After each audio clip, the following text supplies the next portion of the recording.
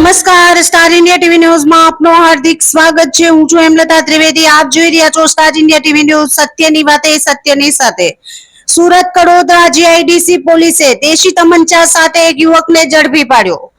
વરેલી પાટિયા નજીક service road પરથી આરોપી ઝડપાયો। આરોપી પાસેથી દેશી હાથ બનાવટનો તમંચો અને જીવતો કારતૂસ મળ્યો।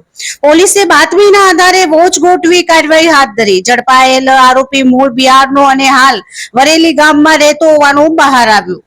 આર્મ્સ એક્ટ હેઠળ ગુનો નોંધી પોલીસે વધુ તપાસ હાથ ધરી। પોલીસે ₹10,370 નો મુદ્દામાલ કબજે કર્યો। તમંચો અને કારતૂસ આપનાર શખ્સને વોન્ટેડ જાહેર કરાયો। Star India TV news report Sonu Singh, Surat.